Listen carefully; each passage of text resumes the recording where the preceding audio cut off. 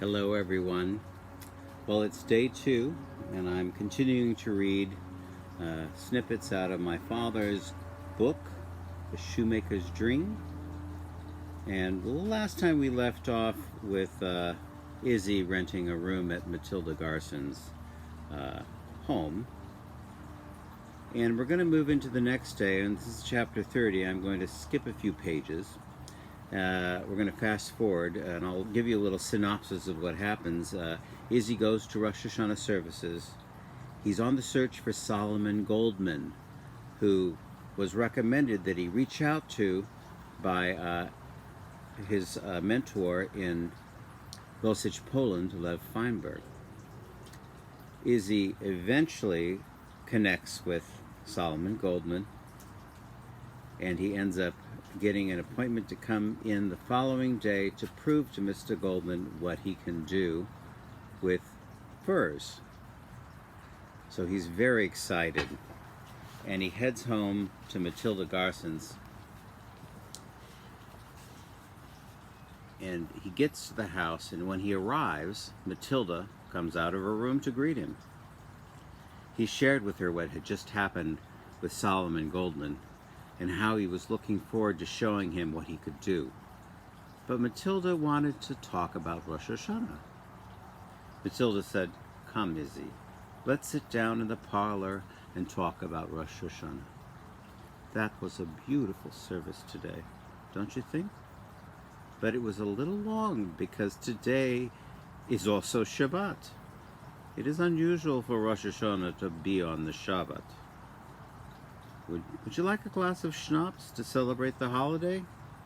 "Why, yes," Izzy replied. He was surprised. No woman had ever offered him a shot before. Mathilda got the bottle and 2 shot glasses. She poured the drinks, picking hers up, and said, "L'chaim." They both downed their drinks. They sat quietly for a few minutes. Mathilda poured 2 more drinks. This time Izzy said, "L'chaim." They were both beginning to feel the effects of their drinks. Then, feeling relaxed and uninhibited, Mathilda said, "Did you know that it is considered a mitzvah, which is a good deed, to make love on the Shabbat? And a double mitzvah if the Shabbat is on the first day of Rosh Hashana?" No, I didn't know that. That's very interesting. My husband Ben, of blessed memory, and I love to do that mitzvah every Shabbat.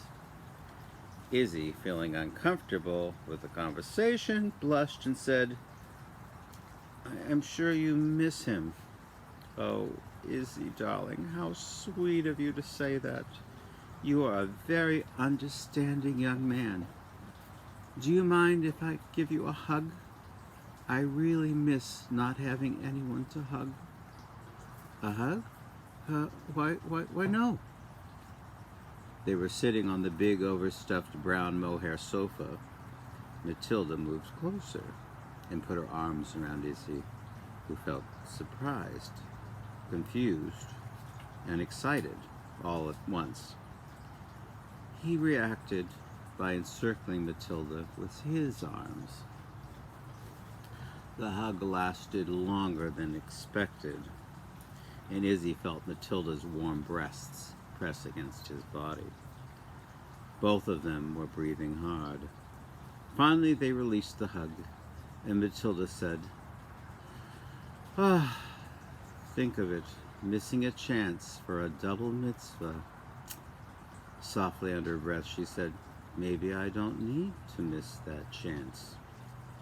The fact that the mitzvah was only supposed to apply to married couples was something Mathilda Garson would not be concerned about now. She stood up and looked into Izzy's eyes with a gaze he would long remember. Before she turned to leave, she said, "It's been a long day. I think I'll get ready for bed." When Mathilda returned to her room, she was in a high state of arousal, and she quickly undressed, washed, and perfumed her body. These thoughts floated through her mind. I wonder why this Izzy has such an effect on me. Is it because I think he may never have, and I would be the first?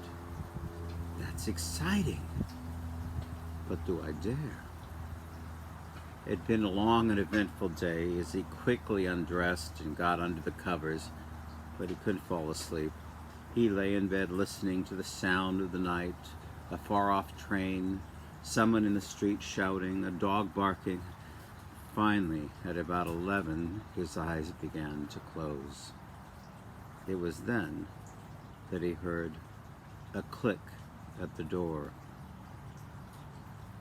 It opened, and in the faint light of the moon coming through his window, he saw Mathilda enter his room, wearing a nightgown.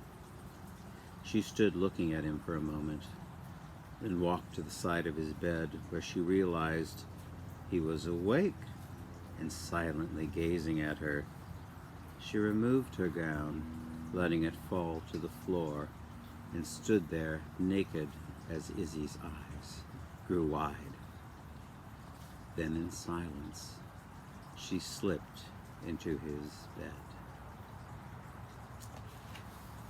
Well, that's that chapter, and believe me, there's more that comes after that. But to find out what does come after that, I want you to order this book, The Shoemaker's Dream, by my father, Bill Nemoyten. I hope you enjoyed that. I'm going to read one more short chapter tomorrow. It has to do with the Enlightenment movement of Judaism, which my actual great-grandfather was pivotal in. So until then, have a wonderful evening. Good night.